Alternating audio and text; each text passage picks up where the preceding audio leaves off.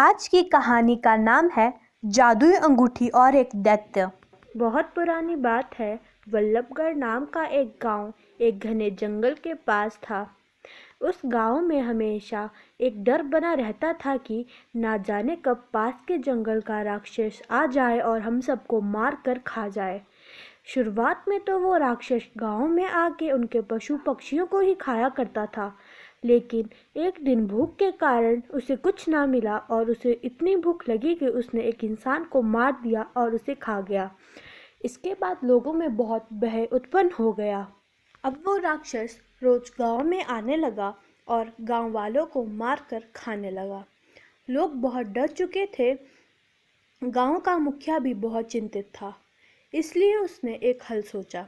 अगले दिन उसने सारे गांव वालों को एकत्रित किया और बोला, मैंने एक युक्ति सोची है।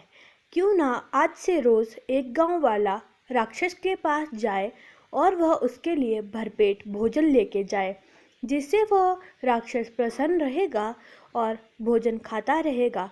हम उस राक्षस से ये विनती करेंगे कि हम तुम्हारे लिए रोज़ खाना लेकर आएंगे, इसलिए तुम हमें ना खाओ। सभी लोगों ने गांव के मुखिया की बात में हामी भरी। अगले ही दिन से रोज़ एक गांव वाला जाता और राक्षस के लिए भरपेट भोजन ले जाता। जिस दिन राक्षस को भरपेट भोजन ना मिलता तो वह उस गांव वाले को भी मार कर खा जाता। यह सिलसिला चलता रहा और राक्षस ने गांव में आना बंद कर दिया। इसी गांव में एक राम नाम का गरीब किसान भी रहता था। आज उसकी बारी थी। गांव के मुखिया ने उसे बुलाया और बोला, राम, इतने दिनों से हमने तुम्हारे परिवार की रक्षा की है, अब तुम्हारी बारी है कि तुम राक्षस के पास जाओ और उसके लिए भरपेट भोजन ले जाओ, जिससे वह राक्षस गांव में ना आए। राम ने मुखिया की बात पर हामी भर दी, लेकिन वह जानता था कि उसके पास ना ही धन है ना ही दौलत और जिससे वह भोजन खरीद पाए। उसके अपने घर में भी भोजन खत्म था।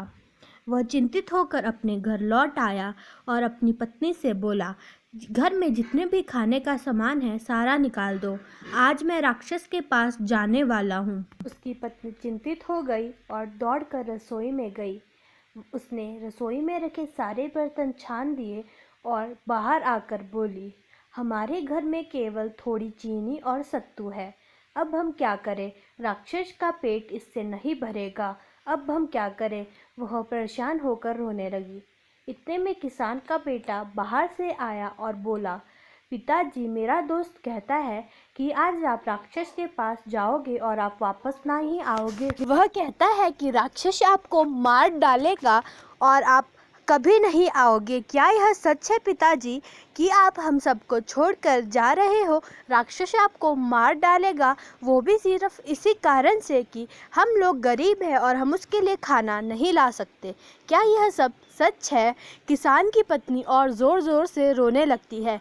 किसान भी चिंतित हो जाता है और रोने लगता है। तभी कि किसान उठता है और कहता है, मेरे पिताजी ने मुझे एक बार एक बक्सा दिया था। उन्होंने कहा था कि मेरे दादा ने उन्हें यह बक्सा दिया है। इस बक्से में एक ऐसी चीज़ है जो मुसीबत के समय मेरी मदद करेगी। लेकिन उन्होंने ये भी कहा था कि यह बक्सा तभी खोलना होगा जब मुझ पे मुसीबत इतनी बड़ी हो जाए कि उसका कोई हल ना हो। किसान की पत्नी कहती है, आज वही दिन है क्योंकि यह मुसीबत आपकी मृत्यु की है। अगर आप आज उस बक्से को नहीं खोलते हैं तो आपकी मृत्यु भी हो सकती है। किसान फटाफट अंदर जाता है और वह बक्सा उठा कर ले आता है। वह बक्सा खोलता है। बक्से के अंदर एक खत होता है और एक लाल सुनहरी अंगूठी होती है। वह लाल रतन जड़ित अंगूठी बहुत ही मनमोहक होती है। किसान की पत्नी उसे अपने हाथ में लेती है। किसान का बेटा पत्र उठा लेता है और कहता है, यह पत्र तो खाली है, इसमें तो कुछ भी नहीं लिखा है, यह तो केवल एक कोरा कागज है। किसान की पत्नी कहती है, आप कल राक्षस के पास जा रहे हैं, इसलिए आप ये अंगूठी पहन कर चले जाइए। क्या पता ये बुजुर्गों का आशीर्वाद हो और यही आपकी रक्षा करे। अगले दिन किसान वह थोड़ा सा सत्तू लेकर राक्षस के पास चला जाता है। उसने हाथों में वह अंगूठी भी पहनी होती है। जैसे ही वो राक्षस के पास पहुंचता है, राक्षस वहां खड़ा होता है। वह राक्षस को देखकर डर जाता है क्योंकि राक्षस बहुत बड़ा और खतरनाक दिखता है। राक्षस कहता है, तुमने आने में बहुत देर कर दी है, लाओ मेरा भोजन दो वरना मैं तुम्हें खा जाऊंगा। वैसे भी अब मुझसे यह भूख बर्दाश्त नहीं हो रही है। किसान उसे वह थोड़ा सा सत्तू दे देता है और उससे क्षमा मांगने लगता है। वह कहता है, मुझे मत खाओ, मुझे माफ़ कर दो, मैं बहुत गरीब हूँ, मेरे पास इतना पैसा नहीं है कि मैं तुम्हारे लिए भोजन ला सकूँ।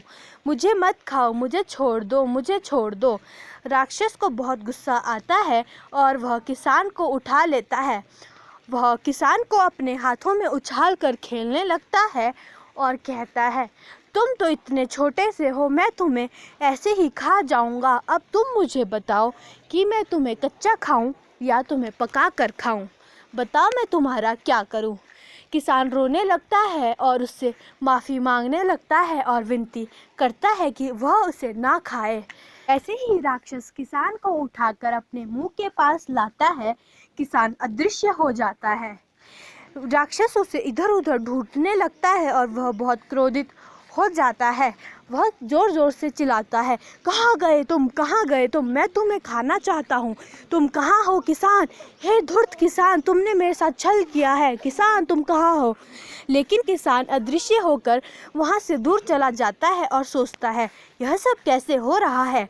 तभी उसके हाथों की अंगूठी चमकने लगती है और और किसान विशालकाय रूप धर लेता है।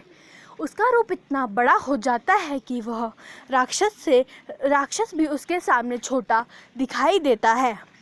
किसान के अंदर बहुत हिम्मत और शक्ति आ जाती है। वह राक्षस से मुकाबला करने लगता है और वह राक्षस को मार देता है। लेकिन जैसे ही वह राक्षस को मार के आगे बढ़ता है, राक्षस फिर खड़ा हो जाता है। वह कहता है, मुझे वरदान प्राप्त है कि कोई भी इंसान मुझे धरती पर नहीं मार सकता।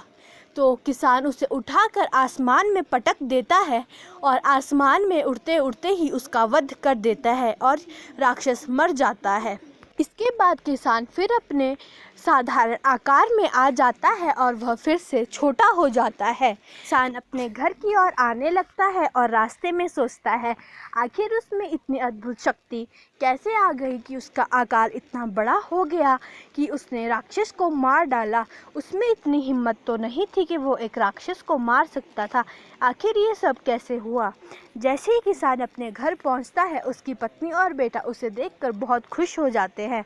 उसका बेटा दौड़ते दौड़ते आता और बोलता है, पिताजी, जैसे ही आप वापिस आए उससे कुछ क्षण पहले ही इस पत्र में लिखावट उभर आई है। इस पर लिखा है, यह एक जादुई अंगूठी है जो आपके दादाजी ने आपके पिता को दी थी ताकि वह आपकी रक्षा कर सके। इस अंगूठी का जादू केवल एक ही बार इस्तेमाल हो सकता है, इसके बाद यह अंगूठी किसी भी काम की नहीं है। किसान का पूरा परिवार खुश हो जाता है और अपने पूर्वजों का धन्यवाद करता है। कैसी लगी आपको ये कहानी, ये कमेंट करके ज़रूर बताइए और चैनल को लाइक और सब्सक्राइब भी कर दें। धन्यवाद।